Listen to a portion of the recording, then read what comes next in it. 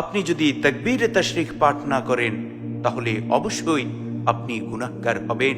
কেননা তাশরিকের দিনগুলোতে প্রত্যেকটা প্রাপ্তবয়স্ক নারী পুরুষের উপর তাকবীরে তাশরিক পাঠ করা ওয়াজিব।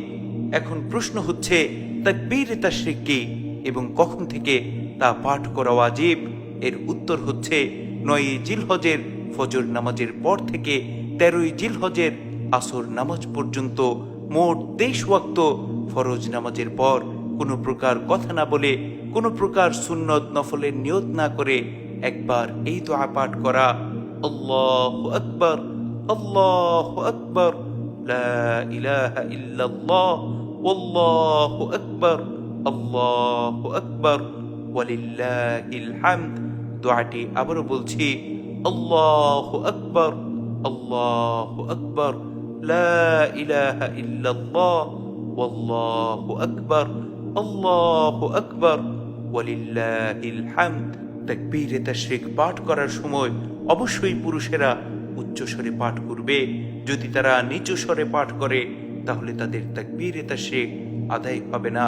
আর মহিলাদের ক্ষেত্রে নিজেরা শুনতে পায় এমন আওয়াজে তাকবীরে তাশরিক পাঠ করা ওয়াজিব। তেমনি ভাবে যদি কোনো ব্যক্তি তাকবীরে তাশরিক পাঠ করতে ভুলে যায় আর সে মসজিদ থেকে বের হওয়ার আগেই তার স্মরণ হয়ে যায় তাহলে সে অবশ্যই তা পাঠ করে নিবে। আর যদি সে মসজিদ থেকে বের হয়ে যায় তাহলে তার এই ওয়াজিব ছুটে যাবে যে ওয়াজিবের কোনো কাজা নেই, এবং এই ওয়াজিব ছেড়ে দেওয়ার কারণে ওই ব্যক্তি গুনাহগার হবে। আর মহিলাদের ক্ষেত্রে যদি তারা তাকবীরে তাশরিক পাঠ করতে ভুলে যায় এবং নামাজের স্থান ছেড়ে অন্য কোনো কাজে লিপ্ত হয়ে যায় তাহলেও তাদের এই ওয়াজিব ছুটে যাবে, এবং এই ওয়াজিব ছুটে যাওয়ার কারণে তারা গুনাহগার হবে। এজন্য আমাদের খুব সতর্ক থাকতে হবে যেন কোনোভাবেই আমাদের থেকে তাকবীরে তাশরিক ছুটে না যায়।